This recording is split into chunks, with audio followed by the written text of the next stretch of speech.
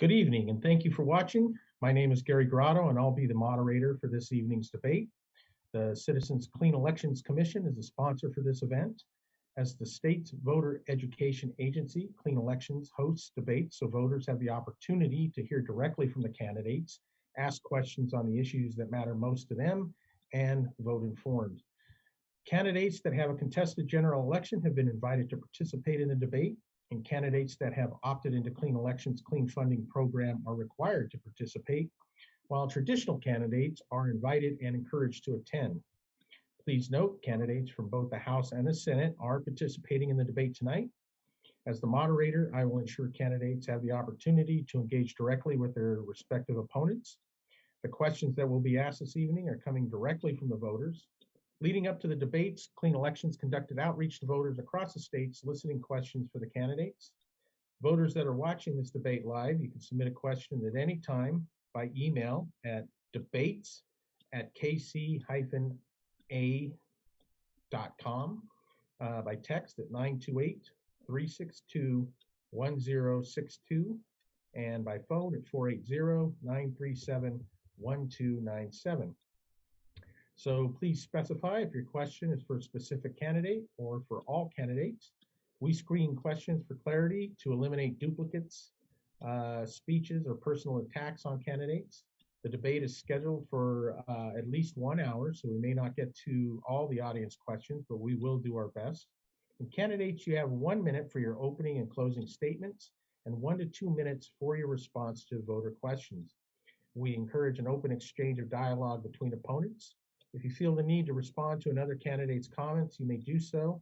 I may limit responses for time management purposes, and we remind the candidates and the audience that this is a respectful, courteous, and professional environment. Our goal tonight is to connect candidates and voters so our electorate may vote informed. Candidates running for the state Senate are, we have one, Sarah Tyree. She's a Democrat. For the House, we have Representative Ben Toma, and a Republican, and Wendy Garcia, a Democrat, and Mary Kathleen Honne, a Democrat as well. And Mary Kathleen goes by Kathleen. So the order in which the candidates will speak has been determined by alphabetical order by the last name, starting with Wendy Garcia, followed by Kathleen Honne, Ben Toma, and Sarah Tyree. And Wendy, go ahead and start with your opening remarks, please. Thank you. Thank you so much. Good evening. My name is Wendy Garcia. Before we get started, I just wanted to take a moment to say thank you so much to the Citizens Clean Election Commission for hosting this debate. I really commend your technical team for making this virtual broadcast possible under the COVID circumstances. My hat's off to you. Second, I want to thank everyone who is watching tonight. We'll have a fun policy debate. And lastly, I'd like to thank my opponent, Ben Toma, for joining us to discuss these very important issues. As I said, my name is Wendy Garcia. I'm your Northwest Valley neighbor. I'm campaigning to represent you in the Arizona House of Representatives in Legislative District 22. That includes parts of Peoria, Sun City West, Glendale, Sun City Grand, Surprise, and lots of surrounding neighborhoods. So I'm a mom of two. I'm an experienced radio broadcaster and news director. I founded Indivisible Surprise, and I helped to organize Save Our Schools Arizona on the west side here in the Northwest Valley. So I really know the importance of protecting the rights of people, especially the most vulnerable people in our communities. I will serve by and for the people of Arizona. My priorities are to cut the sales tax, improve public schools, expand healthcare coverage, increase good-paying jobs by growing the economy, and to restore democracy to Arizona's legislature down at the Capitol. So I'm going to lead by listening. With an independent voice, I will always fight for you. I appreciate your time, your interest, and your questions. Most of all, When we're done tonight, I'm asking you to consider a vote for me, Wendy Garcia. Thank you. Thank you, Wendy. Kathleen? Thank you so much, Gary. I want to start by thanking Clean Elections for providing this opportunity to share our values and ideas for an Arizona that works for everyone, not just a few. My name, as you said, is Mary Kathleen Honne. I'm a third-generation Arizonan. My husband, who was my high school sweetheart, and I have 2 grown children and a 3.5-year-old granddaughter. It's my honor now to be part of a multi-generation household with my parents. Growing up in rural southern Arizona, I was privileged to learn the values of service to my community, respect and responsibility through 4-H and Future Farmers of America. From there, I transitioned into a 20-plus year career in public education. Whether I was serving students and their families or helping one of the many teams my kids participated in or my husband coached, I have enjoyed a life of service. In the past 3 years, I've observed firsthand that our legislature doesn't seem to share the same spirit of community service and values of integrity, equity, and accountability that I do. I'm looking forward to this discussion, and I am very happy to see Representative Toma here tonight, as the absence of his colleagues is one of my primary concerns. Thank you so much. I'm looking forward to this. Thank you, Kathleen. Ben, you're up. Thank you. First, I'd like to echo the thanks for having this forum and for inviting me to participate. I'm not a clean elections candidate, but I do appreciate the opportunity to have good policy discussions anytime that the opportunity arises. So a little bit about me. I've had the honor and privilege of representing this district for the past 3 years in the state house. I was appointed when a seat was open when Phil Lovis moved on to a federal appointment, and to be perfectly honest, I did not have an agenda when I went down to the legislature. My first few days were a bit of drinking from the fire hose. It was at the end of April, 9 days before session ended and the budget. And actually, I knew where the Capitol was only because I had to chaperone one of the twins who was in 3rd grade at the time down to see the Capitol just a couple months before that. So in any case, I went down there and I learned, as was mentioned and we touched on before. I learned from those that were there. I learned that there's a process to everything. And while sometimes the process can be frustrating, it's also there to safeguard against certain abuses of power. And there is a process for a reason, is what I mean to say. As I've touched on before, I'm married to my beautiful wife, Honne. We're going to celebrate in 2 weeks. We're going to celebrate 22 years of marriage, and we've made it. She has not killed me yet, which is good. That's a joke, by the way, just to be super clear. That's not anything other than that. We do have 5 girls, and the oldest is 19, then 17. Twins are now 14, and the baby is 11. And they've started school today, at least a couple of them. So they're very excited to actually be doing that in person. They've been on Zoom up to this point, so we really feel for all the parents that have to deal with that. I'm looking forward to going back to the legislature and really continuing the work. I'm more of a policy guy at the legislature, and I think I'm known as that. And I do try to be as available as possible to anyone that has issues or concerns. And I think I've done that to the best of my ability up to this point. So looking forward again to tonight's debate and ready to get into it. All right. Thank you, Ben. And last is Sarah Tyree, the quiet one so far, but the floor is yours, Sarah. Thank you so much. Thank you, Clean Elections, for hosting this debate tonight. Like Representative Toma, I am also not a Clean Elections candidate, so I appreciate the opportunity to be here. Hello, everybody. My name is Sarah Tyree. I am the Democratic nominee for LD22 State Senate. A little bit about myself. I am an Arizona native. I am a former foster care youth, 8-year Army veteran, and 14-year social worker. The reason that I am here tonight stems back about 10 years. I lost friends during my time in the military, and that had an impact on me. And so when I decided to get my undergrad, I chose to do my internship with the Tennessee General Assembly. And this was my first look into policy about a decade ago, and I just loved it. I loved the process of bills becoming laws and everything in between. But what really stuck out to me was that legislators on both sides of the fence were voting against their morals because their party told them to. And I believe that policy belongs with the people. So fast forward a couple years, I ended up moving to Utah, where I worked as the legislative liaison for the Utah Domestic Violence Coalition. It was my job to head their policy team, write bills, educate legislators, testify in committee hearings, and it renewed that passion for me. But during that time, I ended up experiencing my own domestic violence. I had my hand broken. I was evicted from my place of living. I lost my job, was homeless, and experiencing PTSD and Stockholm Syndrome. And as a service-connected veteran, that means that I get all of my healthcare through the VA. It took the VA 4 months to schedule me a mental health appointment. To me, that's just unacceptable.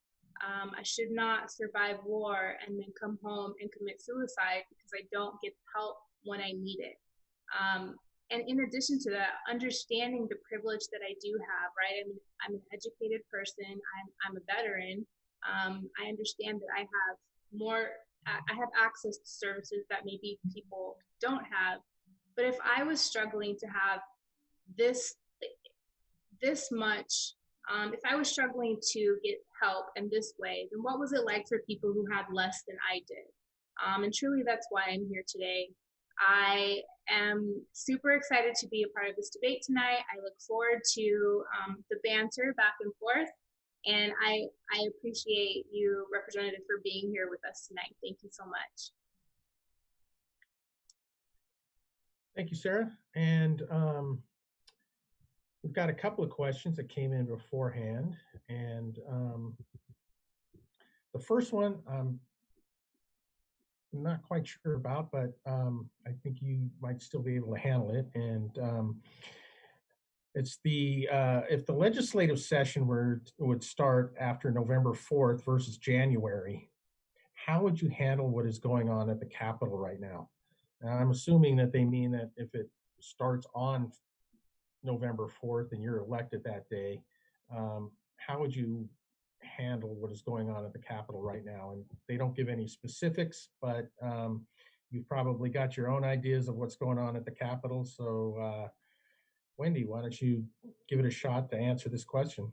Well, really, I think you need to repeat it again because I'm not entirely sure what the question means.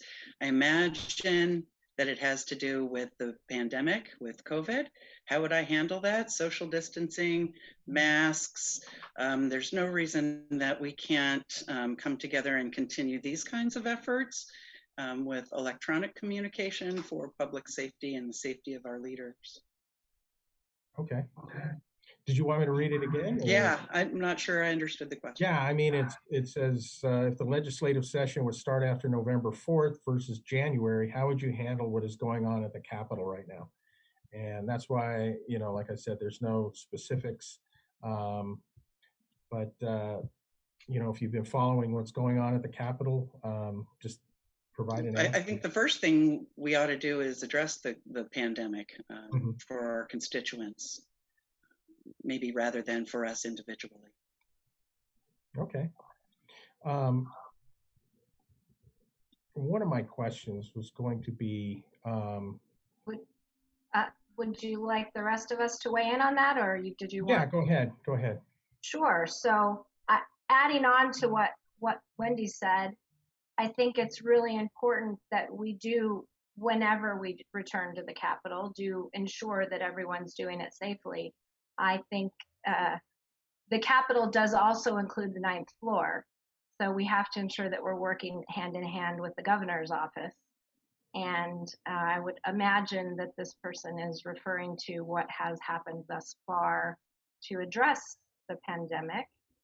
And we know that we have people throughout the state who have been impacted either because they're small business owners or because they've been impacted for financial reasons because of perhaps being laid off work, or because they have been impacted because they're parents of small children, or they have family in nursing care facilities. These are all things that immediately we need to address. So if we were to go back on November 4th instead of in January, these are things that I would think we would need to immediately huddle together and start addressing. In an apolitical matter, I think that's one of the things that we have failed to do thus far as a nation, perhaps, that we need to quickly do to address the needs of Arizonans. Okay, thank you, Kathleen. Ben, you want to weigh in? Sure. Well, it's a very open-ended question, right? Right. What are you going to do? Well, it's hard to kind of guess, I guess, what the true intent of the question was. But first, a matter of just so you understand how it works. So down at the Capitol now, if you do go in, even when I go in, everybody goes in. They do require masks. Also, they take your temperature when you walk in, whether you're a member or staff or anyone else. And so when you're in the building, they are taking it quite seriously. All the doors are actually open, so you don't have to touch doorknobs or anything like that. There's much of them as they keep open, or that they can keep open and can maintain security. So there are lots of process things that have taken place prior to us actually adjourning. And this was back in March and since March into May. We also had the opportunity for members to vote kind of in a Zoom type setting. It wasn't Zoom, it was a different process, but anybody that felt that they were at high risk could vote from their office or could vote from home and just call in and keep their distance. So I think as we were kind of talking even before this debate started, it's one of those things where there's a little bit of building the track as you will as the train's moving here, and there's a little bit of that going on, and we have to be nimble, and I think that's okay. But in terms of the policy standpoint, which might be where they're going with this, I think there's a number of issues that have come up that perhaps were not foreseen during the pandemic, and the pandemic has highlighted certain things. I will say that the original fears, some of them have turned out to be not the case, both in terms of health and also in terms of finances for the state. But whether it starts in November or whether it starts in January, I'm not sure that there is that big of a difference in the types of things that we need to do. I mean, there's going to be policy decisions we have to make, and I, for one, have always been happy to talk to any side that's willing to have a reasonable conversation, and I don't see that changing. And my Democrat colleagues will tell you that I've always talked to them, both on my committee, especially if it's a bill that is being heard on my committee, or just in general. As a matter of fact, there was a domestic violence piece of, Sarah, since you mentioned that I allowed to be added on one of my bills in order to make sure, and that was a Democrat bill that had died, just to make sure that actually gets across the finish line. And that was done in the Senate. So I'm more than happy to work with people on things that I believe in, regardless of which party came up with the idea. If it's a good idea, I'll support it. If it's not a good idea, then I won't, and you'll know why. Thank you, Ben. Sarah. Yeah, thank you so much. I just really to echo a lot of the things that everyone else has already said. Definitely ensuring the safety of whoever is attending the Capitol to begin with. I think it's important for us to note that we are going to be facing a housing crisis as soon as the moratorium lifts. And we have to be able to say that right now we're not doing what is necessary. And so if we were to go back, into session in November rather than January, I think that needs to take priority. We need to figure out what we're going to do with all of these people who are, evictions have already been filed for them, who's going to be losing their housing. How do we take care of, the landlords and making sure that they're okay as well?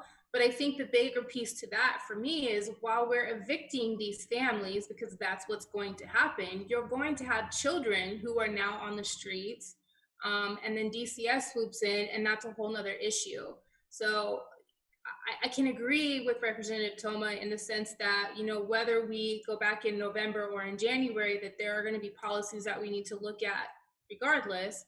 But I think the housing issue needs to be discussed as soon as possible, and preferably before, election time. Sarah, I think somebody was reading your mind because one of the questions that came in was, what would you do to protect renters and or homeowners during this COVID situation? Um, since you brought it up at the end of your answer right there, go ahead and answer that, and then we'll swing it around. Absolutely. So one of the things that needs to be discussed off top is that last year in 2019, my opponent co-sponsored House Bill 2358, and basically that is a landlord's rights bill. And what that says is if you have a renter who falls on hard times and they get rental assistance and they pay their landlord that rental assistance, their landlord can still legally evict them because they broke the contract saying that they could pay that. Why that passed, why he would ever put that up, I'm not sure. He's not here for me to ask him that question, but that obviously needs to be one of those things that is repealed and is brought back. And that was pre-COVID, right? So you're doing things like that are going to be putting people on the streets beforehand, and now we have COVID and the eviction moratorium. I think we definitely need to be looking at policies that are business friendly and not family friendly. Can I respond to that? Yeah, certainly. Sarah, I appreciate you bringing that up, and I'm happy to explain it. That was actually my bill, not your opponent's bill. He co-sponsored it, but it was actually my bill. I was the prime sponsor on that.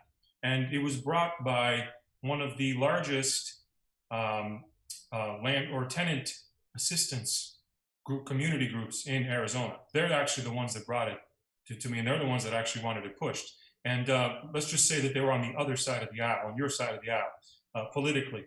But the reason that that bill was put forward is because what was happening is you have some of these tenant assistance programs are paid in batches. So they're not paid usually for an apartment complex. If you're talking about a home, that's a little bit different because each individual tenant or homes tend to be owned by individual landlords, not so much sort of bigger groups or bigger groups. But when you're talking about apartments, so let's say you have 10 FHA, or sorry, not FHA, but just 10 tenants that are receiving assistance in your building.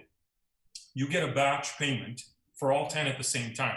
And what was happening is those tenants, actually the real example was a domestic violence situation. There was a domestic violence situation. The landlord actually tried to evict that tenant, but was unable to because the court ruled that you accepted a partial payment. Therefore, by accepting that batch, which included everybody else, therefore you can no longer evict that tenant for any reason. And that's what the court actually decided. That erroneous decision ended up becoming precedent.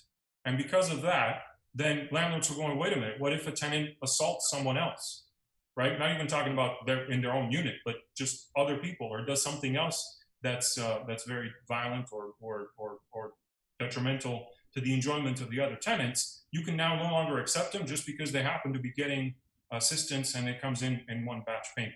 Just to be super clear, we had long debates about this, both in the House and in the Senate. And the reality of it is we adopted language to make sure everybody was comfortable with this in the end, that there wouldn't be a situation where if you accept a partial payment and that's the only issue, that you could then go ahead and evict that person. But to be clear, if you do accept that partial payment as part of a batch, and then that tenant does something completely unrelated, or assaults someone else or something like that, then you should still be able to evict them. So that was the purpose of the bill. I know the dynamics and the spin on it was a little bit different, but that's what it was, and that's why you have Democrats voting for it in the end. And it was a bipartisan bill. So I would like to jump in here because I think one of my bigger concerns is the issue of state decisions that impact local control. I have seen it done repeatedly in regard to school districts. And one of the things that we came across in doing lots and lots of studying in policy area, and Representative Toma, you being the policy guy, I hope that I can, turn to you to give me education if I need it, is another issue in regards to this, where domestic violence survivors actually can be evicted because they create a nuisance. They are the survivor, but because the police have been called repeatedly to a domestic violence situation. Now, this is a local issue in the municipality where I live. We didn't find it as a state issue. And so this is something where Sarah and I had debate back and forth over and over again saying, we need to find how many municipalities this is actually an issue. Because as I said, local control, decisions should be made as close to the people as the problem exists or where the solution needs to be created.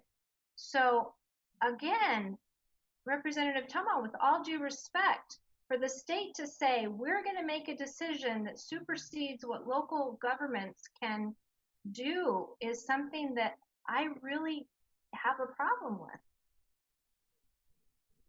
So can I interject something? I'm sorry. I feel like we're a little bit off the topic here. I feel like the point is rent and mortgage assistance for people, especially during this COVID crisis. The point is people need help, right? They need money.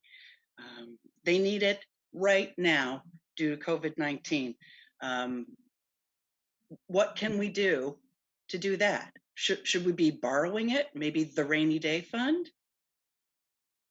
Representative Toma, I gotta say, I'm a bit concerned at the abrupt ending of the last session when the people of Legislative District 22 needed relief and the legislature, including yourself, went home. Well, first of all, that's not true. Second of all, to your point about needing help, we agree that they need help. The only question is how to help them. And we actually set aside $50 million immediately to do that. In addition to that was given to the governor's office to dole out for those types of services. In addition to that, as you might have noticed, the feds have provided actually a couple $2 billion. Much of that was given to local municipalities, Kathleen, as you mentioned, and some of them now have used some of that money, hundreds of millions of dollars worth, to put towards tenant and landlord assistance. My frustration has been, since we're being direct here, my frustration has been perhaps with the speed at which some of that has been doled out, but that is unfortunately. As much as I'd like to be God Almighty and snap my fingers and make it happen, we in the legislature we're policymakers. We make laws. We don't actually run agencies, and so we can call on them to fix the issues. And I think largely you've seen a lot of movement in the right direction there. But it does concern me long term. What happens come December?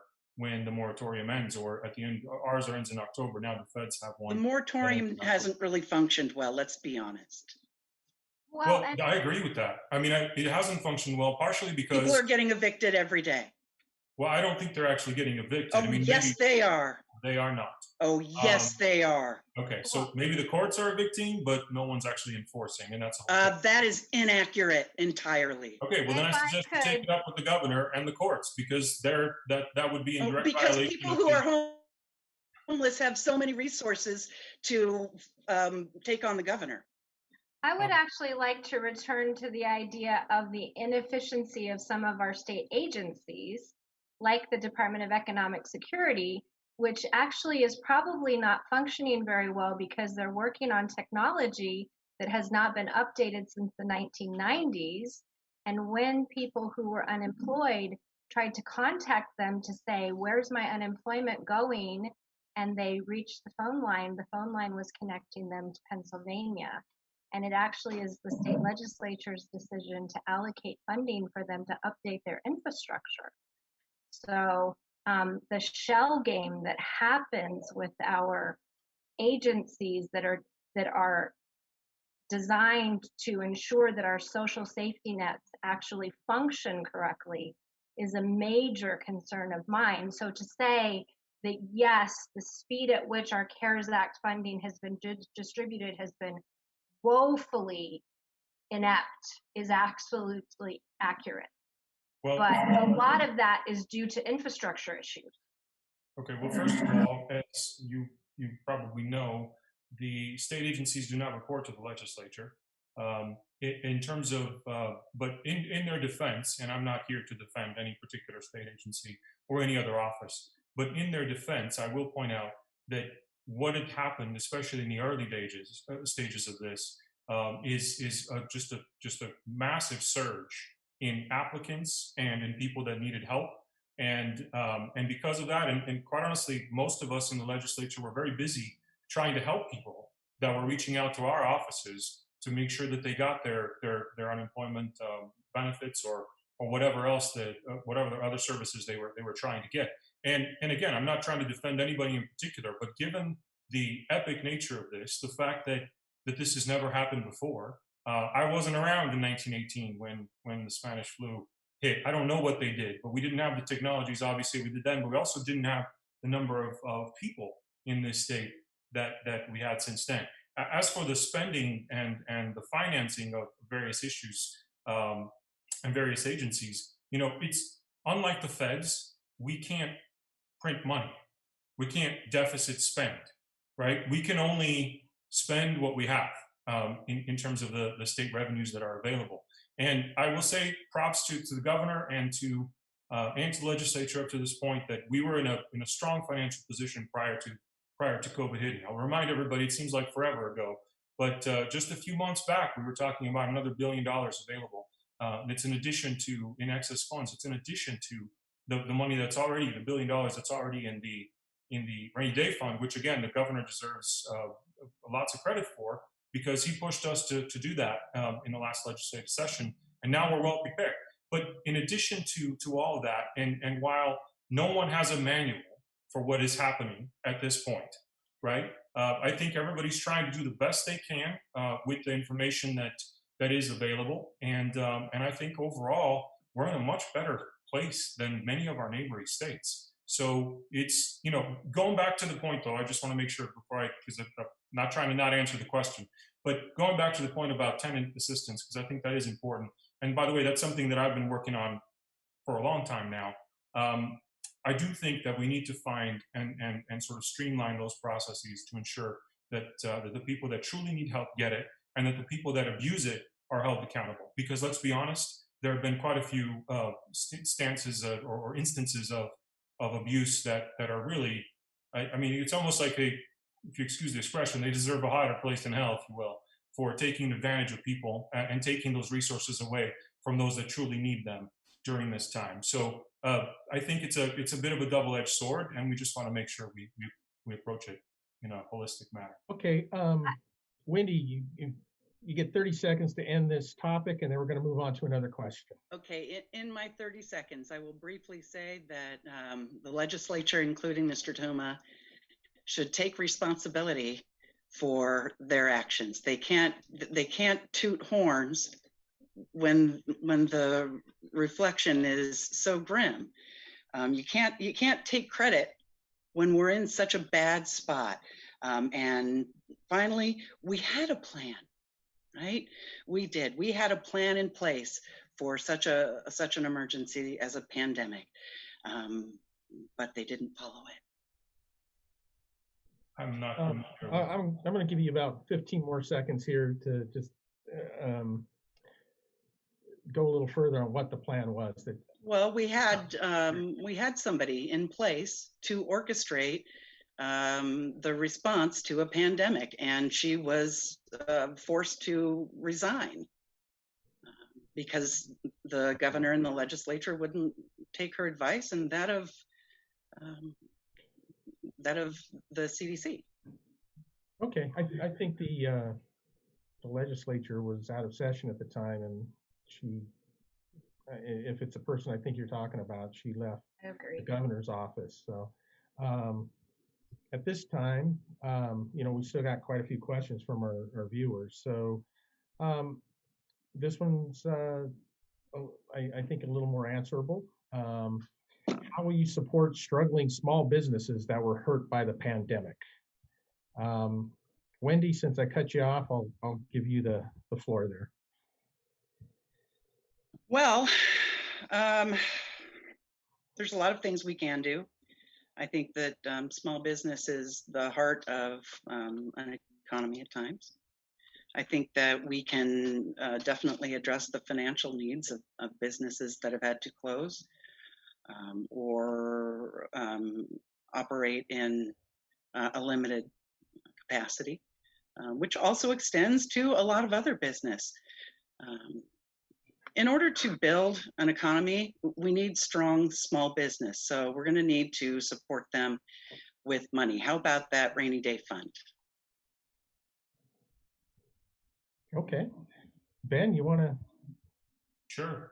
Well, I'm a small business guy. I'm standing in my small business office, and I think you're right. I think there are a number of things we can do, and some things that I've already been working on, and some things that I think we really need to seriously consider how to best help small businesses. One of the issues that I've noticed with small businesses in particular is liquidity, and access to capital is a major issue for a lot of small businesses. A lot of times, if you're a bigger corporation, you're more sophisticated, you have people that can manage sort of a bank's process and ensure that you get loans, for example, that are not ridiculously high priced, right, in terms of interest or whatnot, and you can actually get better terms than you could as a small business owner.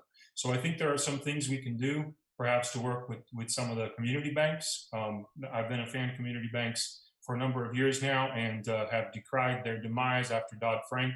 The irony there is, of course, it was all about making sure that nothing becomes too big to fail, but it killed all the little guys, which is really unfortunate, because those community banks are truly what really are kind of the heartbeat of local communities, and they tend to invest more in local communities than sort of the big banks do. So I think partnering with some of those that remain is a very good idea, to try to get small businesses perhaps some grant programs, like some of the county, and again, some of the Fed money has been used for that, both by county programs. Maricopa County has a good program where they're giving away some of that money through grants to businesses that can prove, I think it's a 15% or 25%, something like that, loss over year. And that's a step, but it's a very short-term step. I'm thinking more kind of dual, right? There's a short-term aspect to this, making sure that the lights stay on in the short term, and then also perhaps more longer term, which is to say helping these businesses either by creating a structure or programs, or perhaps even insuring or somehow providing financial incentive for lenders to take risks on small businesses. Because look, I'm a small business guy. For those that don't know, I'm an immigrant to this country. My parents attempted multiple small businesses and have done very well with the last couple ones. So it's something that they've ingrained in us, and I think it's the heartbeat of what really makes this country great. I actually agree with Wendy on this. Small businesses are truly what make this country great, and they're often underrepresented in the legislature. So I'm looking forward to working on some of those. Okay. Kathleen.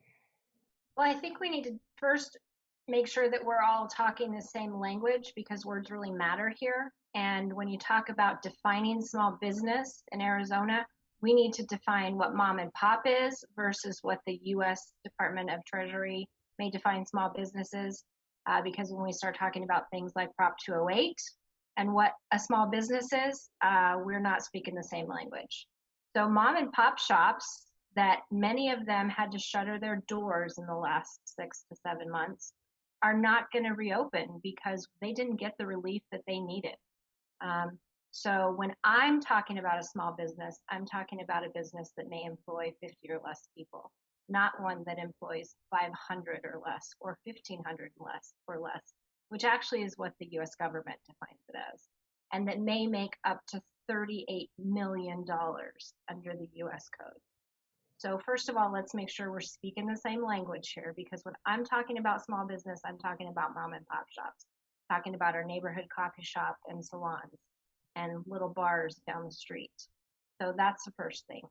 Second thing, we have to provide them with an educated workforce that actually can come to work with them with the skills that they need to actually go to work and be educated. And then having a trade, a school to work partnership with apprentices, so that those kids that aren't college bound or aren't military bound actually can go with a skill that they can take with them out of school. So these are a lot of the things that we can do. And yes, Representative Toma has some fantastic ideas on the financial side of things. We also need to talk about the fact that currently recent job growth in Arizona was 2.9%, but the national average was 1.6%. And that sounds really great when you talk about Arizona's booming economy. But a lot of that has to do with the fact that Arizonans many times are working 2 and 3 jobs. Many of our teachers are working 2 jobs. Many of our service workers are working 2 or 3 jobs just to make the rent. So our booming economy lots of time is because our earners are working for such low wages. So we have to get our economy stimulated again, but we have to do it in a responsible way. And so when we've had so many places shut down, let's reopen it with sustainable jobs that are going to be great jobs that are great for our environment as well. Okay, Sarah, you want to wrap up this topic here? Yeah, absolutely. I'm so appreciative that this is one topic that apparently all 4 of us are on the same page with. But for me, I think what's important is that we acknowledge that those mom and pop shops that Kathleen talked about, again, those were not the people that got the money. They were not the people that got the CARES Act. They were not the people that got the grants. And then when you define that even further into our communities of color, our Black and brown businesses most definitely did not see that money, right? So we have to be able to say, well, yes, we need to be focusing on our small mom and pop businesses, 50 and under employees, right? And those people need to be able to get money first. And then we have to be able to identify our businesses of color, because we already know data shows, regardless of what your belief is, data shows that they get less access to resources than any other business. So we have to be able to identify those things and identify the businesses that need that help and give them that relief. So if I may just half a second, I actually am in agreement that to me a small business is 50 and under. I don't, again, the federal definition seems quite large to be a small business to me. So we've got 3 employees here that are full-time, and then we've got some independent agents, obviously, and the brokers that work for the firm, but they're sort of individual producers, but we only have 3 employees here. So I do agree that generally speaking, and that's sort of the point of my original statement, which is that bigger firms, companies that have a lot more employees, can afford to take some of those employees and sort of have them specialize in finding the services that they could take advantage of, while the small business, the true small business, the mom and pop, they're busy trying to keep the doors open. They don't have time to look at the finer points of what government put in terms of the way they passed a bill. I will say that I've been thankful but also critical of the way the stimulus funds have been distributed and the way that the whole system was designed. If you're looking at the PPP, for example, those terms change every day, it seems. When they first passed it, it was one thing, then it became something else, then maybe it's not forgivable, it's supposed to be tax-free, then maybe it's not tax-free. Yeah, it's tax-free, but not really. And so that constant change is just too much aggravation on top of what is already aggravation enough dealing with this new world of post-COVID. So I do think that the federal government needs to fix that issue as well. I'm suggesting that we focus on truly the small businesses, whatever we do at the state level. Gary, may I ask you, do we intend to talk specifically about propositions at some point? That was going to be my next question. Okay. But before we do that, I just wanted to remind the viewers out there, they are sending in their questions. And if you got a question, you can send it to debates@kc-a.com by text at 928-362-1062, or you can phone them in at 480-937-1297, and our operators are on duty and waiting. So the next question now, I expect a little heat and passion on this one because it has to do with Proposition 208. And if you could just remember, keep it to just a couple minutes tops, and we'll start out with what's your stance on Prop 208? And that's what one of the viewers want to know. So Wendy, why don't you go ahead? It's yes, all day long. Absolutely. Yes, yes, yes on 208. Why?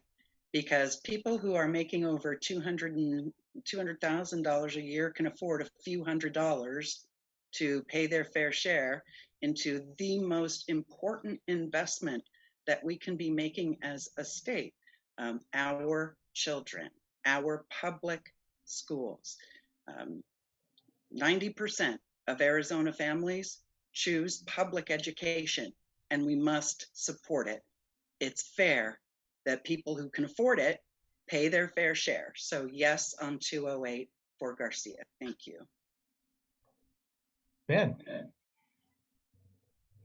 Sure, you're going to be shocked. I'm a no on 208, and I think we should all seriously consider what that all means. I'm reminded of Cuomo, I think, who said something like, and I paraphrase, but we kept raising taxes on the rich, and the rich left. And now they didn't really leave in New York in this case. They just moved their residence to somewhere else. Because here's the thing about the truly wealthy: they are mobile, and they can work from anywhere. They can have their residence anywhere. They can have second homes here, and they will tax plan. That's what they do. Unfortunately for me, I don't have that problem. I would not be affected personally by 208, even if it were to pass. But what actually will happen is many small businesses will be affected, because any small business that's a pass-through, like a LLC or an S corp, will actually that gets passed through. You can shake your head, Kathleen, but that gets passed through. Unfortunately, this is tax policy stuff. That gets passed through to the owner in that particular case, and so that becomes income for the owner. For example, we had a situation where when with this business, and since we're divulging here, where I've chosen to, for a variety of reasons, we chose to leave a certain amount of funds in the company in order to make sure we don't have a liquidity problem at the end of last year. And I realized that causes a major tax liability issue for me personally. And so we had to make some other plans. But the point is, like, it's really hard when you're owning a small business to separate your business from your individual income, and those things tend to be intermingled. Plus, a lot of small business owners tend to reinvest a lot of their income right back into the business. I know because we do it, and so many other people that I know that are small business owners do the same thing. The point is, if we're trying to kneecap our economy, then let's go ahead and pass 208. In the end, what will happen, more than likely, is actually decreased revenues for the state. It's one of those things where you think that raising taxes will automatically result in additional revenue, and to some extent that is true at the beginning, perhaps. But in the long term, what happens is that we can no longer be competitive with some of our neighboring states that don't have personal income tax. For example, Nevada, Texas, some of the places that are growing the fastest, and especially from an economy standpoint, that are growing the fastest. In the end, I think what is a better solution is one where you can have economic growth. And if you look at what's happened in Arizona, just over the last couple of years, we've had $1 billion surplus, which for 2 years in a row, pre-COVID. And even after COVID, we were in such good financial shape that we didn't actually have to dip into the rainy day fund. Now, I'm all good for using the rainy day fund for some of the things we discussed about, or at least parts of it, but some of the things we discussed. Is he at his 2 minutes yet? I'm sorry. Is he at his 2 minutes? Right. He's coming up on it. I was gonna go ahead. Okay. So, bottom line is, it just doesn't work that way.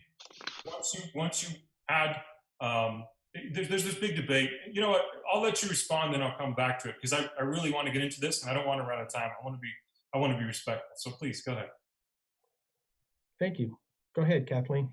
All right, so the Arizona legislature cut billions from future generations from 2007 to 2008 because of failed Washington decisions that resulted in banking crisis that continued through 2015 with shell games at the Arizona Capitol. There are currently over $350 million in additional tax cuts pending in the legislature that will impact education in next year's session, depending on who's elected. And, you know, LD22 residents just don't benefit from those sales tax cut exemptions on private jets and fine arts that are shipped out of state. And so these backroom deals that are made for political reasons are costing our state over $600 million each year.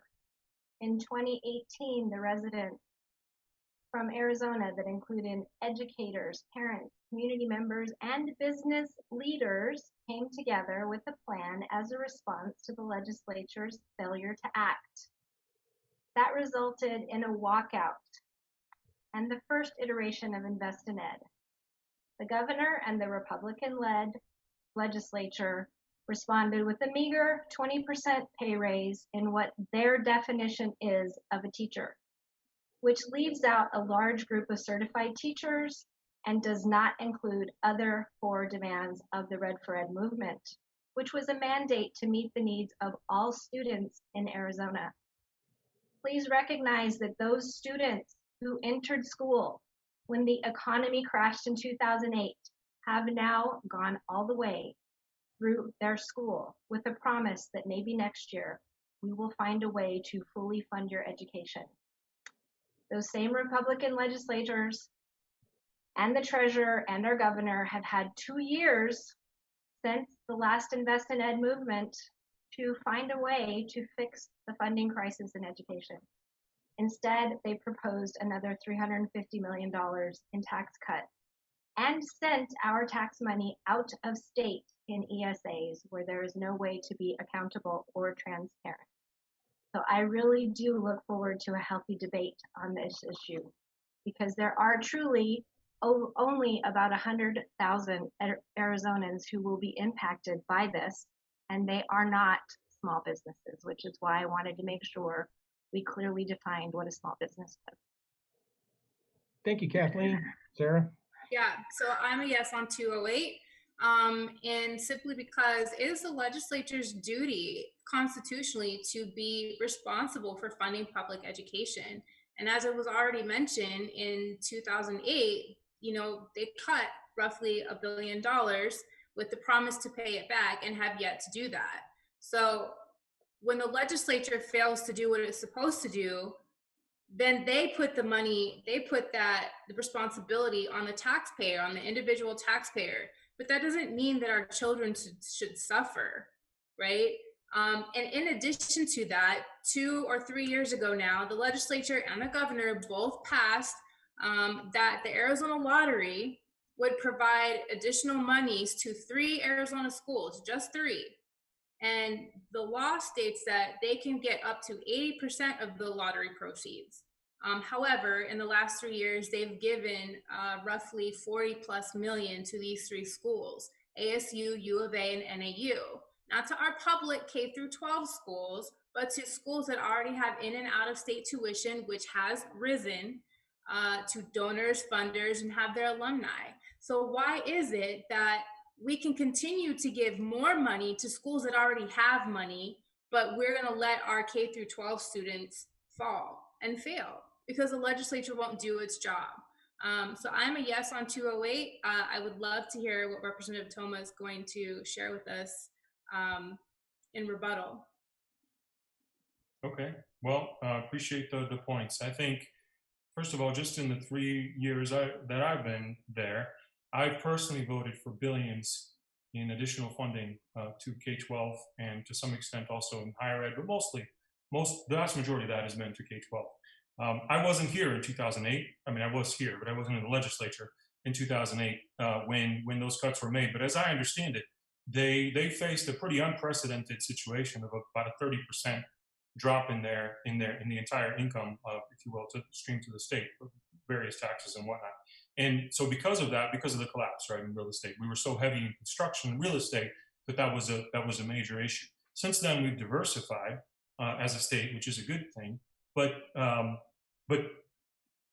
first of all, I would just wanted to point out, because I think, Sarah, you made the point that we have not returned that money. We actually have, as of this budget, and we actually have gone above that, even when accounted for, even when inflation is accounted for. So we actually have done that. And we've made massive investments in K-12 education in particular.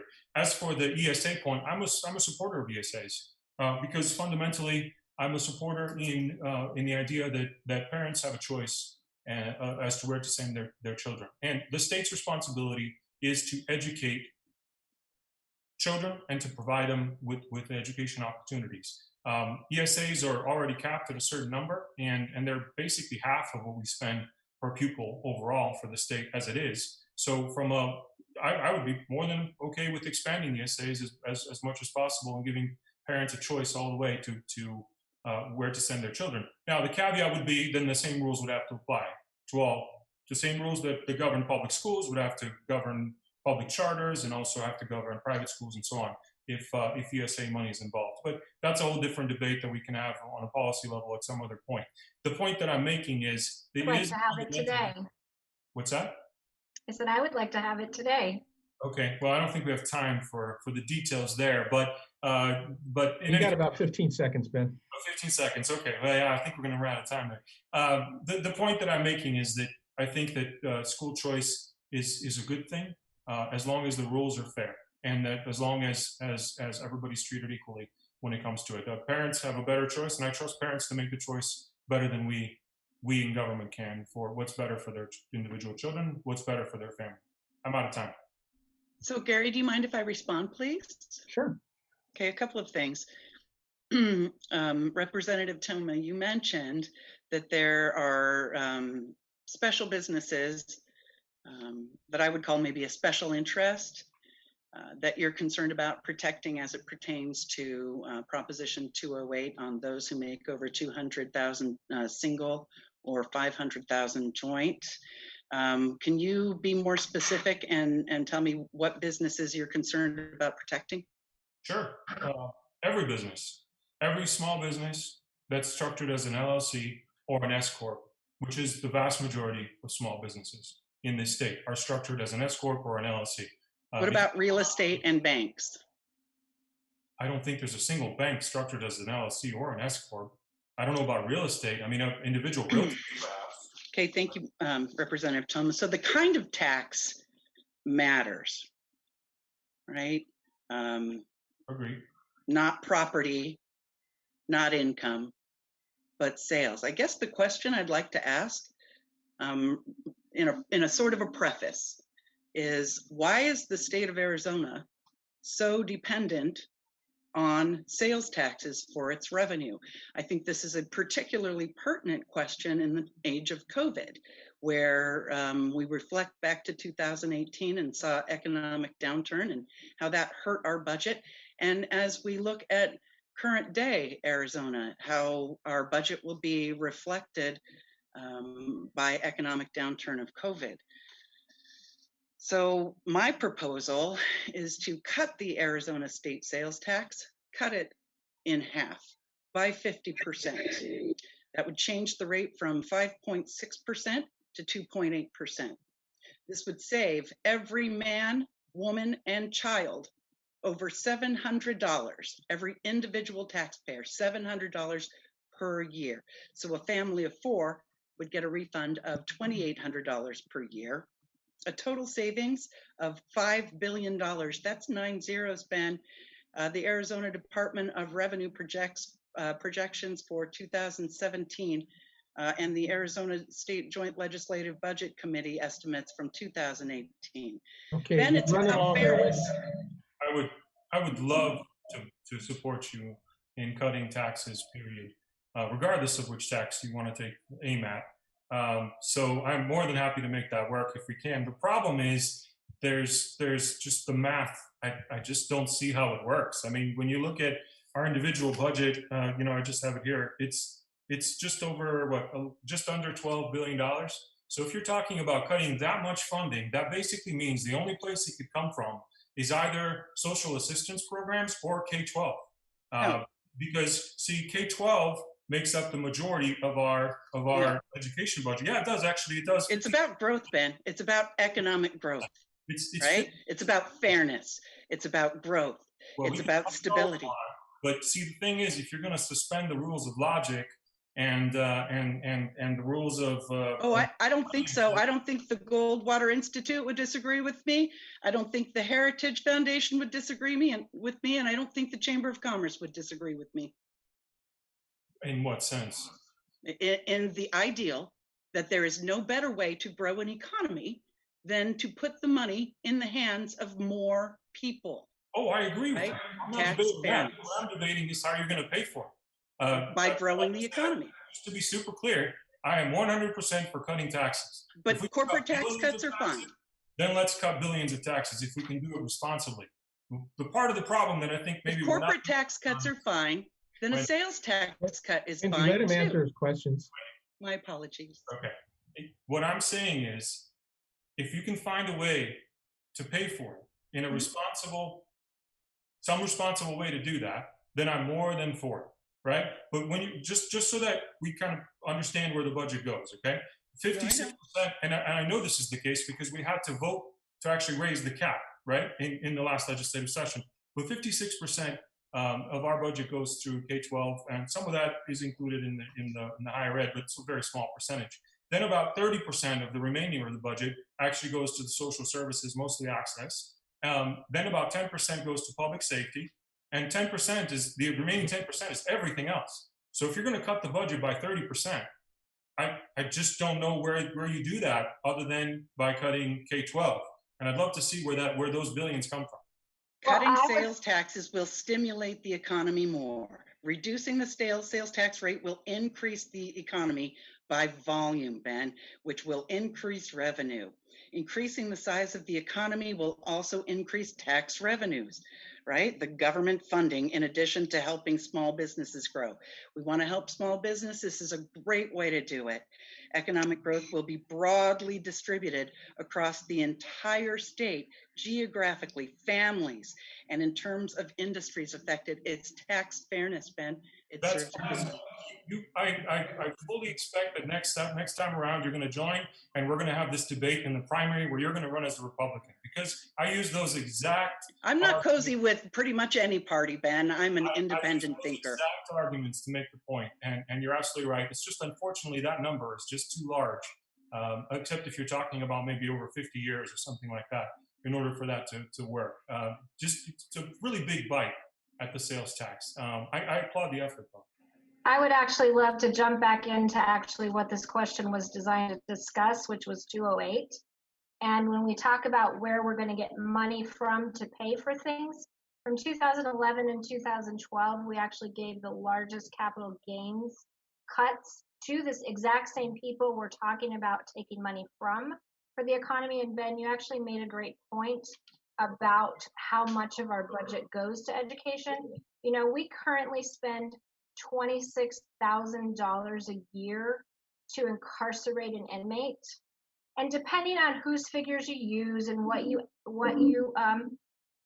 whose numbers you want to trust, we spend between $4,000 and $8,000 a year educating a child. I think those numbers are really upside down, especially when you consider that Arizona has about the largest private prison industry in America, and our prison stock is sold on the New York Stock Exchange. So there's a place that we can start.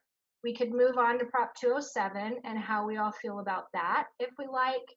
I also do want to add, because Ben brought up the ESA program, I actually support ESAs as they were designed. If you listen to my statement, what I said was, what the legislature did last session, which was absolutely irresponsible, was send Arizona tax money out of state, where once again we have no control over it, no transparency, no accountability. Then you said you want our tax money to be we want to be accountable for it. We have very limited accountability for our charter school money. We have very limited accountability for our students who take ESAs and go to private schools.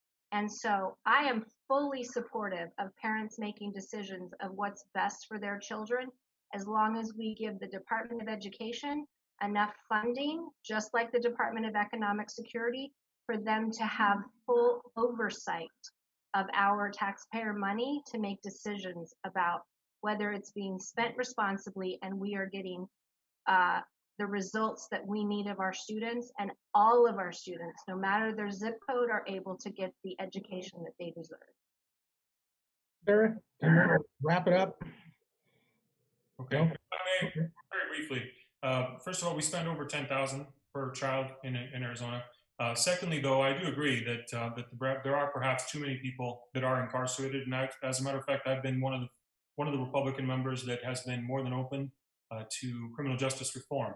And one of my bills, unfortunately, didn't make it all the way through, but was one of the most significant bills in 2019 that actually dealt with criminal justice reform and eliminating what are called Honne priors, for those that want to look that up without getting into it now.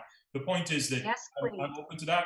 I remain committed to the idea of expungement or sealing records or clean slate, something in that space. I think that's something that is a common sense solution in Arizona, and also to changing some of the sentencing, specifically when it comes to drug crimes in particular. I think some of that needs to be updated and changed, and so that's actually not outside of the realm of possibility or my comfort zone in terms of areas that I intend to focus come next year. Okay. I would like to hold you accountable to that. The Unity Collective would definitely like to sit down with you and have discussions about that. If you're, as you are here on the debate stage, saying that you're open to having those discussions and putting forth those policies, I would like to set up, that meeting with you. Looking forward to it. I attend every invite I get when it comes to criminal justice reform. So looking forward to it. Honne priors is a very irresponsible law that we need to get rid of, so thank you. All right, well, let's move on to another question here. Here's one that doesn't involve policy, but it involves serving, I guess. How will you involve your community and constituents in the decision-making process, and how will you get involved in the community? Who wants to take it first?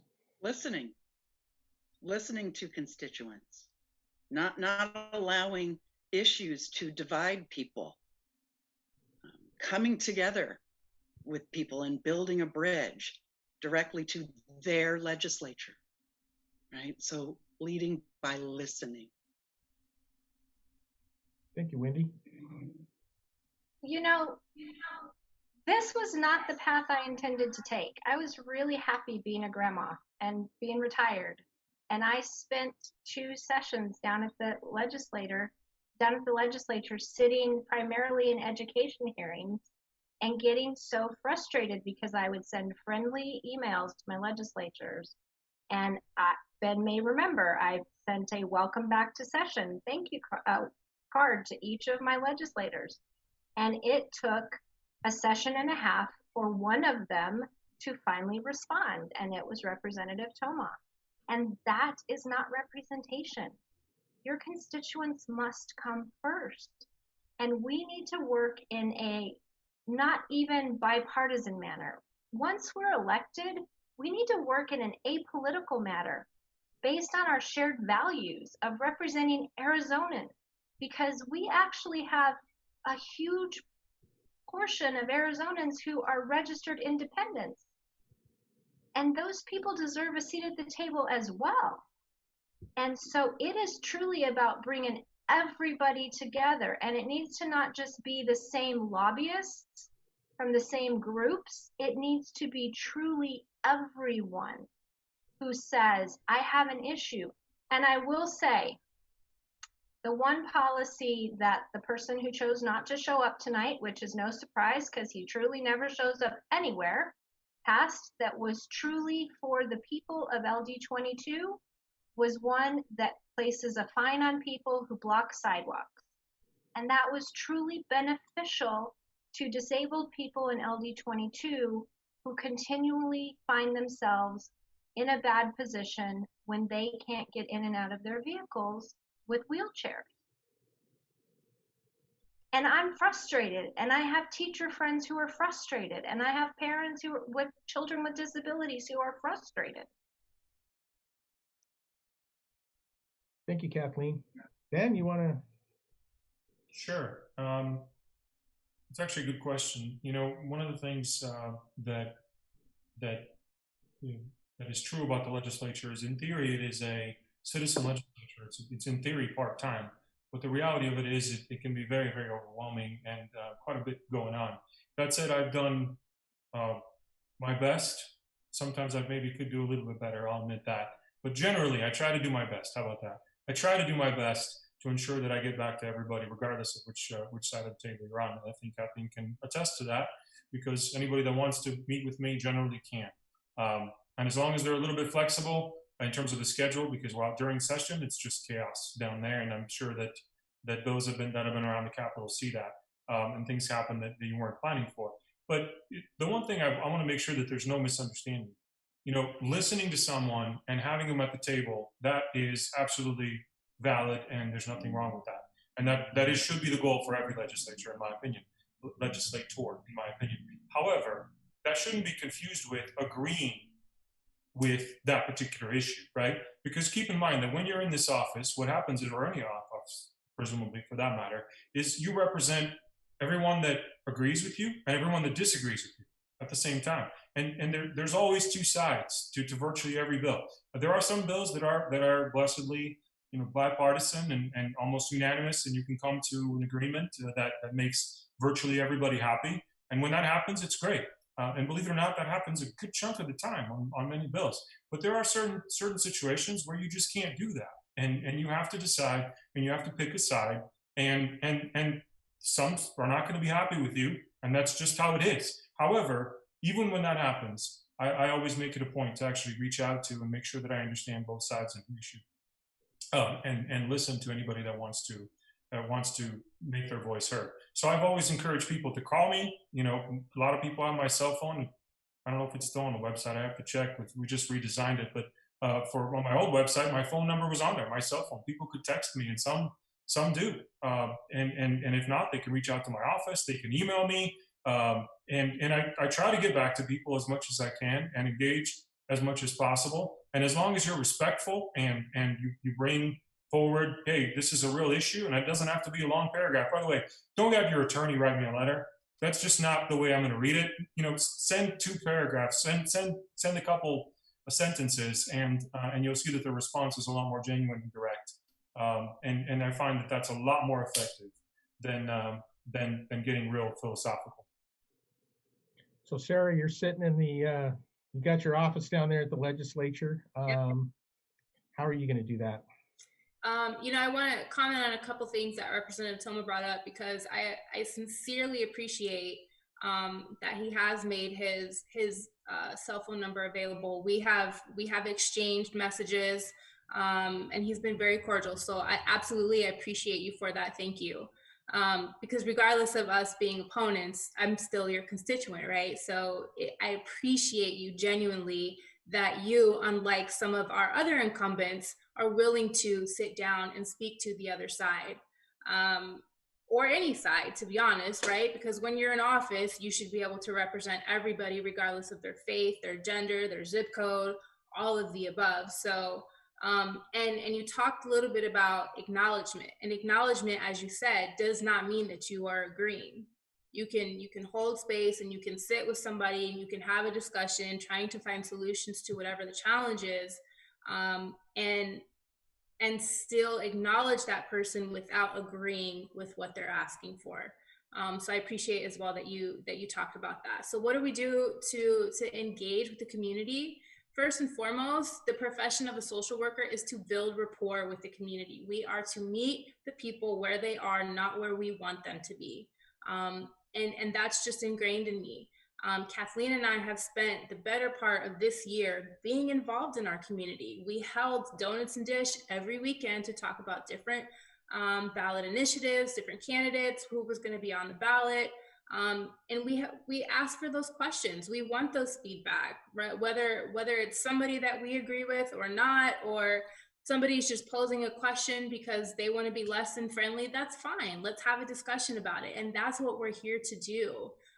It's very apparent that there are some of us who are willing to be present in the community and others that are not, and that we're willing to listen and others are not. And that's just left up to the voters. Thank you, Sarah. If I could follow up on that, Sure. the legislature has a wonderful system in request to speak, and I think it's underutilized by some legislators. And it has been said by some that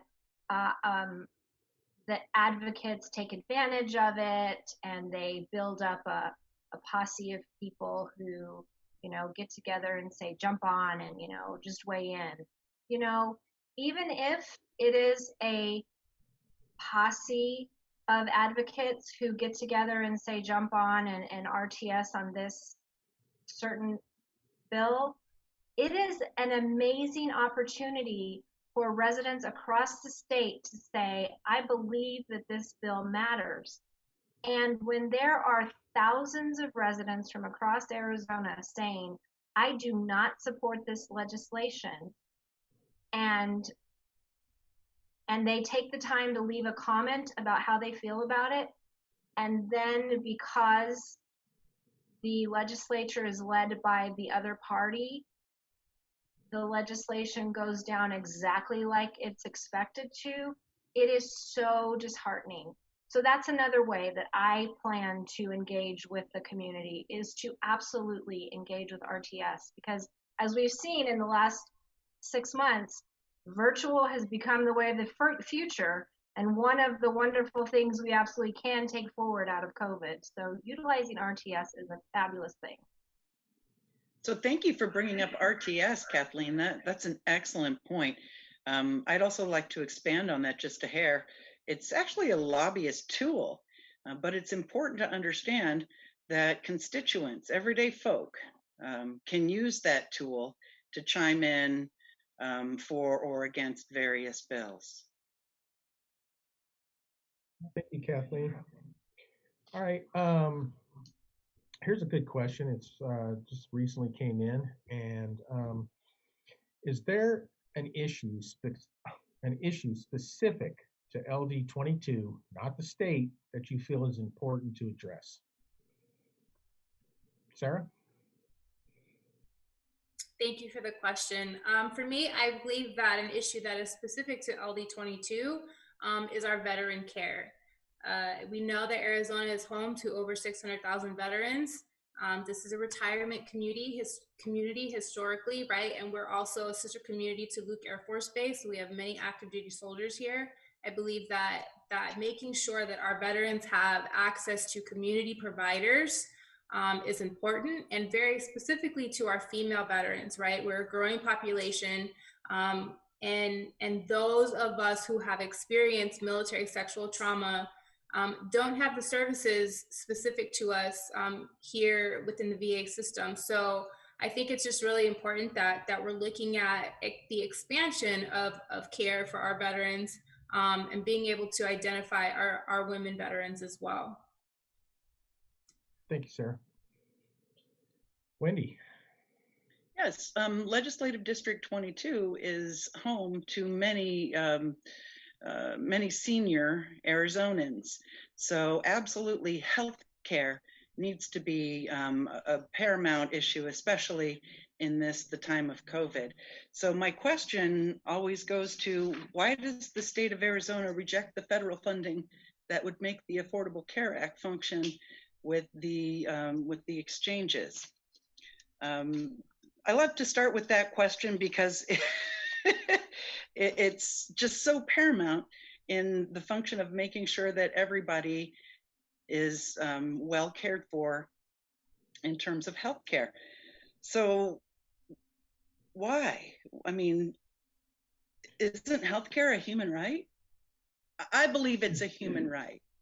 I believe that we all have the right, no matter if we're retired seniors on a fixed income, no matter if we're children who just at least need those basic services like WellCare checks and dental checks. So healthcare needs to be a primary issue for Legislative District 22. It's seniors, it's children, it's moms and dads. Thank you. Kathleen? I will add to what Sarah and Wendy have already said about healthcare and say that, Arizona ranks 40th in the nation for spending in both government-run hospitals and capital expenditures for buildings and equipment for hospitals. And so as LD22 continues to grow, we have got to look at the healthcare we're providing for our residents because LD22 is changing. Yes, we are largely an elder LD, but we have so many families growing and moving in. And we also are home to a university now. My daughter's a proud Ottawa graduate. And so we have to ensure that we have quality healthcare for all of our residents here. A single healthcare emergency should never bankrupt a family. And there are some bills that I have seen go through the legislature that ensure that, if you have a pre-existing condition, yeah, you can get healthcare, but it says nothing about what it's going to cost you if the Affordable Care Act falls. And we have predatory people who can come after you to collect on your bills for medical expenses, and there's no regulation to cover them. And our prescription drug costs are out of this world, and Arizona can do something about that. We do not need to wait for the federal government to do something about that. CEOs and shareholders should not be the benefactor of people's pain and suffering. Arizona can address these things in a responsible way that does not bankrupt Arizona. Healthcare is our number 2 spending in our budget, and we can responsibly address these things. Thank you, Kathleen. Ben, what do you got for LD22? Well, I think as you're hearing some of the other comments, it's very, very difficult to separate out something that affects only LD22 and not really the rest. I mean, the veterans issue is one that obviously affects a good chunk of this, pretty much the entire state, and same with healthcare. And LD22, and I actually agree with Kathleen on this, LD22 is changing as well. There is obviously the more senior, more mature members of the team, if you will, in Sun City West and Sun City Grand and Trilogy and Portobello and some of those areas. But there's also quite a few young families in other parts, especially in Surprise and that area as it's continued to grow. So the needs are diverse, and in some ways, the district also mirrors what the needs of the state are as well. Not to mention that, yes, you are elected by district, but the reality of it is the decisions you make tend to affect and sort of proportionally affect the rest of the state as well. So in terms of the healthcare issue, I do agree that healthcare is an issue that we need to continue to look at. I just remember back when the Affordable Care Act passed, I was just a small business owner and we had private insurance. And the whole point, I don't know if everybody remembers, but it was, if you like your insurance, you like your doctor, you can keep it. Well, that turned out not to be true. And what I ended up having instead is we who were a younger family had the option at the time to do we had sort of what you would call a catastrophic policy, right? It was a high deductible, but the cost was much, much lower per month. And we could afford it as a family, and it was okay. And it was sort of the early stages of starting a small business. And so that's what we could work on. Well, all of a sudden, from going for $500 a month, our insurance went to $1,800 a month after the Affordable Care Act. And so the part of the problem with that is it wasn't affordable anymore. It just wasn't affordable anymore as a family. I mean, and by the way, we have to pay as a family over $20,000 a year before we went to see a doctor. And that's just ridiculous. I understand the intent, but and we can debate this all we want, but the reality of it is that the actual system itself was flawed. The way it was implemented, it was flawed. And so the real debate and the real part of the discussion that we can have when we get into the nitty-gritty of it is really about how do we fix it, more than it is about whether or not it's too expensive. Because I think we can all agree that it is in fact too expensive, the system as it is now. That said, of course, we're not talking about just LD22 here, as I know that was the question, but we're talking about the entire state. Specific to LD22, I will say one of the issues that continues to crop up is the issue of property taxes, especially as real estate continues to go up. specifically in the retirement communities on those for those seniors that are on fixed income. So finding solutions that that help them without necessarily causing more and more complexity in the system. In other words, creating new cutouts and carve-outs and those types of things. I'm not a huge fan of that, but those are some of the discussions that we're going to continue to have moving into the session. Ben, if I may, Sure. if property tax is a concern, specifically to seniors in LD 22, and we are working on a $12 billion budget, which compared to other states that have a population similar to Arizona, which means, you know, if you follow, say, the Dave Ramsey method of budgets, so either you increase the amount of money you're working with, or you decrease the amount of money you're spending, where do we either come up with more money or cut spending? Because my answer is that we have over 340 at my last count tax credits in Arizona, some of them that have not been evaluated for decades, that we have no proof they are benefiting anyone except for the special interest person they were designed for. And so where do we either create the additional income for our budget or make the cuts to ensure we have a balanced budget? Because as you said, we're not the feds. We don't get to go out to the money tree in the back. So what's your answer to that? Well, it's a very complicated question, first and foremost, because there are a number of different issues. But when you look at just the fact that we've had budget surpluses over the last few years, we could take some of those budget surpluses and make those cuts. And I've been a fan of that from the beginning. Now, you also want to balance that with smart investments for the future, especially investments in areas of infrastructure, for example. Those are areas that you tend to see a lot of return. And if you spend it on infrastructure, get good roads, that sort of thing, you see the growth happening, and as growth happens, the revenues increase as well, as Wendy mentioned earlier in the sales tax discussion. So I think there are a number of places you can go, and again, this is a complicated issue. But I just want to make sure that I make this very clear, because it is a point of difference philosophically that I find within a lot of the Democrats that I debate, whether in my committee or on the floor, which is that, see, I approach this as this is constituents' money that the state takes a percentage of. But it seems like sometimes from the other side, it comes the other way around. It says, no, this is the state's money that we shouldn't be giving back to constituents because we could do better things with it, like schools, like funding schools, like funding healthcare, like all those other things. And I just want to make sure that that's clear, because if we agree on that, then we can have a debate.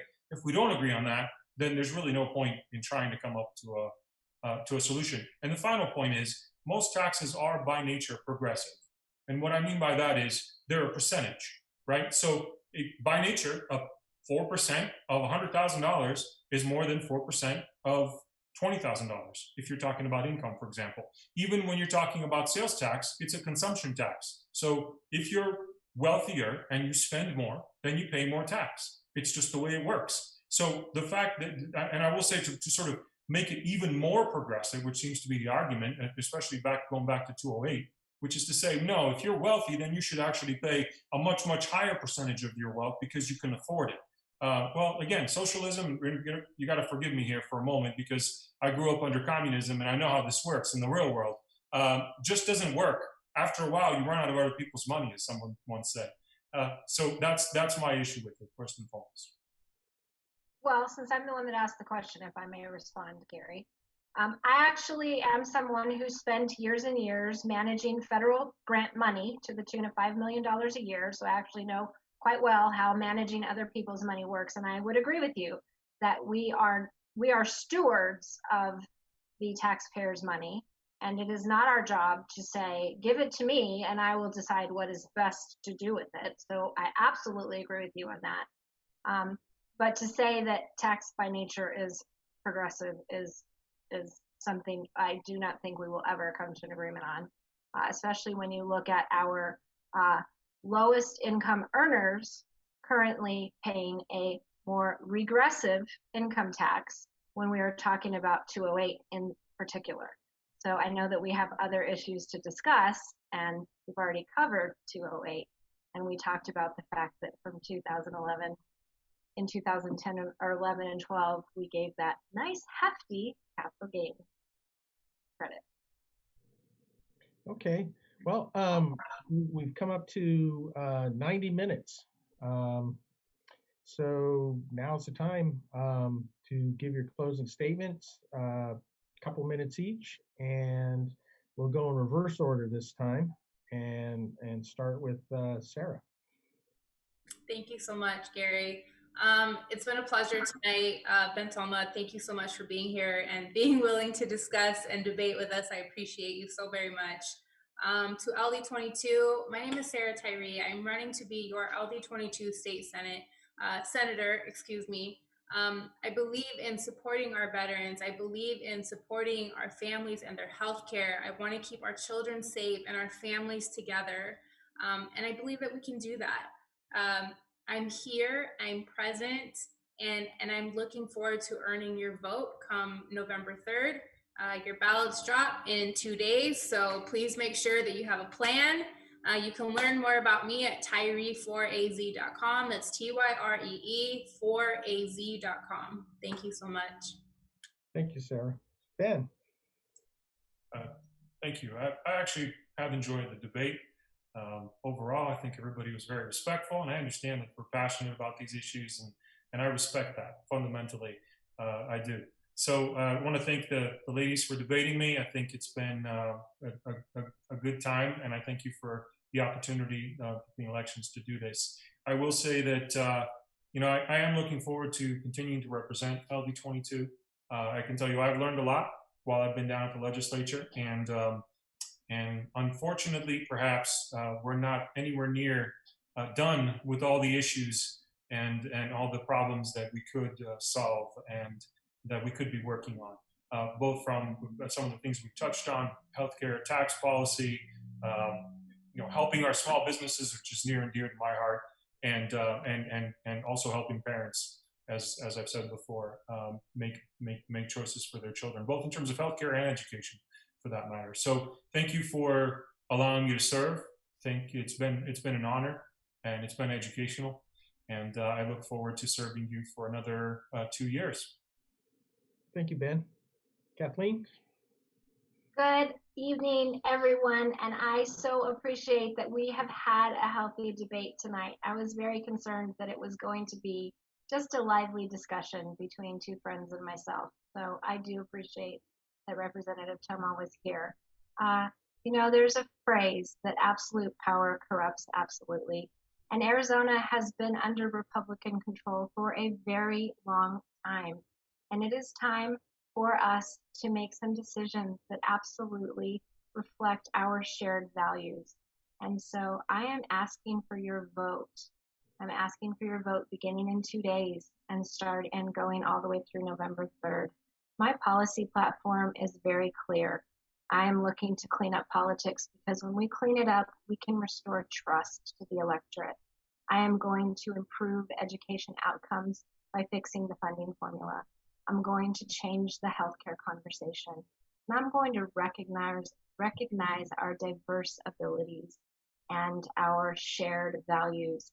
And finally, I'm going to grow the economy in the Northwest Valley so that everyone can have a job that actually reflects their needs.